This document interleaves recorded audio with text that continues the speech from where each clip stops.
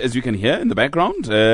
Brian Hirsch, the one and only Brian Hirsch, is here with us to talk finances and to also assist us how we deal with our indebtedness in this country also. Hey, Brian, firstly, good to see you. It's nice been to a see very you, long time. Yes, I haven't 5 seen years. you in about 5 years. Yeah.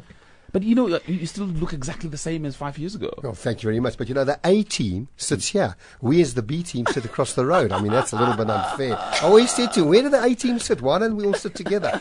And they were nice. Today we're sitting together. We are the because, A-team. It's because of the match tomorrow. A team, Man United and Kaizer Chiefs for the weekend. We'll talk about that a little later on. Elizabeth Luanga Nanziri, good to see you again. Thank you very much. Oh, thank She's you. part of the A-team. She's part of the A-team. It's a pleasure to come once again and sit with the A-team. Thank you very much. Chief Executive Officer of the South African Savings Institute. We're talking about something very important here. We're talking about the indebtedness of South Africans. I was quoting stats that were released yesterday by the Reserve Bank's quarterly bulletin. They're suggesting that our households in this country have 76 cents worth of debt for every 1 rand of disposable income. And Brian, you're saying that, as far as you know, that's not correct. Yeah, I think the statistic relates to the GDP, the amount of debt versus percentage of GDP, which may be at 76%. 76 But when I think about people, household debt, I think it's a lot less. And you know, you can do your calculations yourself. We're all normal people. We've all got bonds and we've got debt, that type of debt. And I think 76 sounds a lot higher. I think it would be lower. It's still worrying, whatever the figure is, because South Africans aren't able to save. There's just no money to save. And if you really think about what's happened in the last 5 years, since 2008, we've had interest rates come down 8%, which means cost of debt has come down. Yeah. But we've had all the increases in rates and taxes, medical aid, electricity, food and transport, which have gone up. And those statistical levels of inflation of what they state 5.5% takes into account both those baskets. So if you had 20,000 rands worth of disposable income and you were paying 10,000 rand on debt 4 years ago, you're now paying 7,000 rand on that debt. But on the 10,000 rands worth of consumer spending, you're probably paying now 14 to 15,000. Add the two together, gives you your 5.5% inflation.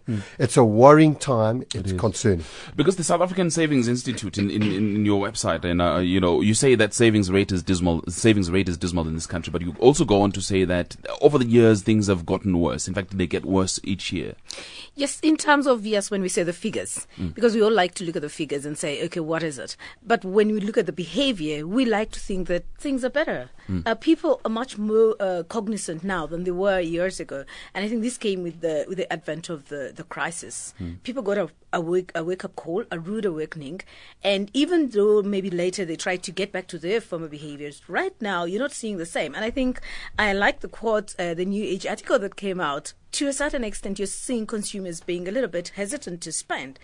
I think they're becoming more aware. They know that, date is real, things are eating me up, the items are being repossessed, their lifestyle is changing, so they also have to kind of change the way they do things. So in figure terms, yes, we can say that, it's sitting at 0.0 or minus for the past few years, we should say, or periods.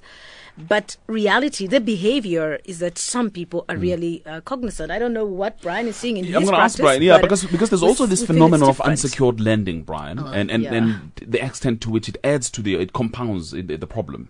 Kulani, there's good debt and there's bad debt. And unsecured lending certainly falls within the bad debt. Credit card and unsecured lending, bad debt. You've got a bond, you can afford to pay your bond, good debt, because you've got to have a home, and who can afford to go and buy a home with 100% and pay it off? But if you've got to just take one thing into context about saving, before the National Credit Act came in, I mean, the banks were giving money, we were giving 108% bonds, they were lending money all over the place, issuing credit cards. And what a lot of consumers have done, and particularly the consumers who maybe didn't have money before, the lower income people who suddenly started making money, started buying property. And that debt continues because a lot of those properties they can't rent, and the rent they're getting is certainly not secure. So what you've got to understand when they talk about savings and you talk about direct savings to the institutions, I think we're using the wrong words. Because for me the word savings doesn't mean anything. It means saving to spend. When I talk about investing, it's has a completely different context. Saving means putting money away securely and getting a lower rate of interest. You're never going to beat inflation. Investing talks about a different strategy. And it says, I want to grow my capital, either through investment in property or equities. I know I'm going to take some risk, But the education is so lacking in this country, and people are combining both saving and investing under one category. That's very important. What I'll do straight away is open the lines. Let's hear what people have got to say on these issues. 0891 104 208. 0891 104 208. Also, you can send me an email, gwalax@sabc.co.za. gwalax@sabc.co.za. But we also take text messages, 34701, 34701. Let me read you this email from Don Futter in Zingwazi Beach. It says, having spent 43 years in commercial and retail banking and tracking interest rates, I found that our economy at times was in fact stronger when interest rates were high. Even the housing market took off when rates were high. From a lender's point of view, it is better to consider and grant loans when rates are in fact high. Our country's consumers are overborrowed and we advertise credit to consumers. A good example is when the food outlets ask you whether you want your groceries on straight or budget. No wonder everyone is overborrowed. We have no ethos of saving money, and that's where we go wrong. Even the car industry worries me. When growth in an industry is very high, ask yourself, where is the money coming from? We also forget that people who depend on savings have less disposable income when rates are low, so there is less spending in the economy. I wonder how many retired people no longer employ housemaids because they cannot afford to employ people. That's Don. It's a very long email. Let me start with you. What do you think about that, Brian? Well, you've got to understand, when interest rates were higher, we had a much higher rate of inflation. And your objective when you're investing, or call it saving, is you've got to beat inflation. So how do you beat inflation? We had inflation rates at 9-10%. We now talk about being in the band 3 to 6%, around about, currently about 5.5%. I think that's absolutely rubbish, inflation at 5.5%. He's a pensioner. His inflation's probably closer to 10. What hasn't gone up by 10%? Medical aid up between 9 and 13%. Rates and taxes up 11%. Electricity up 16%. Food, and you can talk, ladies can talk more about food than I can. I keep saying to my wife, there's no inflation, there's deflation. So don't tell me about it. Why have prices gone up? Everything's a lot cheaper. I mean, I've got to keep her in check, haven't I? But those type of things. And then he talks about transport. The transport system in this country is pathetic. So, and people, if you're talking about luxury cars versus four wheels, it's a very, very different situation, because people need to get around. And, more people are driving. You can see how much fuller the roads are. But certainly when interest rates are higher, companies are doing better because inflation itself is adding to the bottom line. Costs are going up, and when you're increasing your price of goods, you increase your price of goods from the base price. So when you keep increasing, you're getting the companies are making more money, and individuals are therefore having to find other vehicles of investing better than money market rates. Currently, you cannot beat inflation by putting money in the bank. You haven't got a chance. You will go backwards. The number may be the same. You put 100,000 rand away today, and in 5 years' time, one thing: you'll have 100,000 plus interest. But the purchasing power of that 100,000 will be a good 25% lower. You put it in the market. The option is to go and invest it. Yeah, you put it in the market. You may find that 100,000 next July is 80,000, and you may start to panic. That's where the role of a financial psychologist comes in, not a financial planner. Keeping people in check. Don't do stupid things. Don't follow the herd. So that's really an important component. Very interesting. What do you think about that? Do you want to add anything, Elizabeth? I don't know. You speak to the A people and then you get the A results. But you know what? Yeah. I think what is happening right now is, I don't know whether there's a kind of a hiccup from the service provider side. I mean, from what I'm reading, it's like they're feeling the consumers are not responding the way they want them to respond. I think I can only say one thing. In terms of spending. Spending. And then they want to see them spending. It's fine, yes, let them spend, let the economy, yes, grow. But I think they're also forgetting the one thing: if you don't have something to spend, you won't spend, because we are trying to educate them. At least we've tried as an institute every now and then. Whenever we go out, it is the message: let's help consumers understand what they're getting into, what products are out there, which one works for them, which one won't work for them.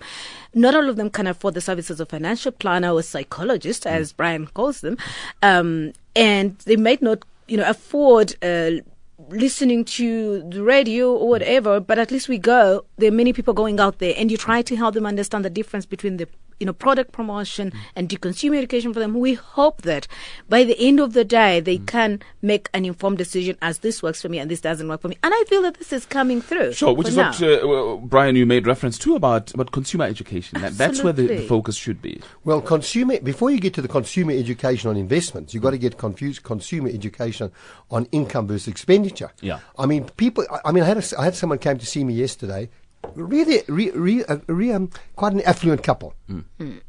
They told me it cost them 20,000 rand a month to live. I said, absolute rubbish, not possible. I did a budget with them, 45,000 rand. They didn't even know it was costing them 45,000 rand. Now, most people do not know what it costs them to live because they may know their monthly budget, but their monthly budget is not a monthly budget. There's an annual budget. And you've got to look at what other extras come up because we all know there are going to be extras coming up during the year. There could be holidays, there could be birthdays, there could be gifts, there could be repairs, a whole range of things could come up. So you've got to start at the beginning. How much are you spending? How much income's coming in? If your income's greater than your expenditure after tax, you're in a good position because now you can do something. If your income is less than your expenditure, you've got a problem.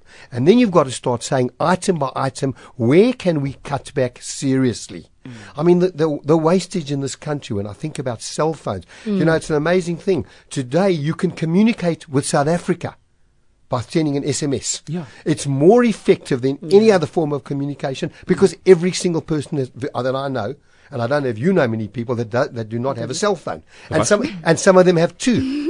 Some of them have two. So what I'm trying to say, you can communicate, but the costs of all these things, the costs of sometimes insurance, the way you pay insurance, the type of investments you're buying, the type of money you spend on lunches and transport, you've actually got to think, where can I cut back? So you being money wise, that's our problem. Our problem is just we spend, but we actually don't think before we do so. Well, sometimes you've got money in your pocket, you know, it burns a hole in your pocket and it's easy to do. We got bonuses coming up now. I mean, I was asked last week on the TV program, what are people going to do with their bonuses? Well, what have they decided to do? Let me tell you, people aren't going to get their bonus and then think what they're going to do. No. The majority of South Africans are saying, I've got this bonus, I've got debt, I'm going to settle my debt. Or I'm using this bonus to go on holiday, or I'm using this bonus to set off debt for next year, school fees or school and things like that, or what I'm going to do is I'm going to pay off debt. So those are the choices. But people have decided already.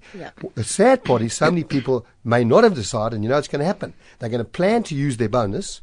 They're going to spend their bonus on something else and then use their credit card for all the other expenses. So come January, where your next pay is probably 25th of January, we're now at the 7th of December, they've got a long 7 weeks ahead of them, and they're going to end up with more debt simply because they haven't thought about it. And we don't know the difference between the interest rate that is charged on a credit card and any other. And you were talking about the housing bond, for instance, that the interest rates there are a lot lower than they would be on the credit card. Well, people do not realize something else. The debt on credit card is somewhere between 13 to 14%. If you do not pay your credit card in full at the end of the month, now, as you know, you get your credit statement. It says minimum payment. If you pay the minimum payment, you start paying interest from the time you used your card at that supplier. Not from the end of the period, end of the month. And people who do not pay their credit card off in full are paying enormous rates of interest. 14% to me is high rates of interest. It is. So that to me, but it's probably a lot less than unsecured lending, which could be a lot higher.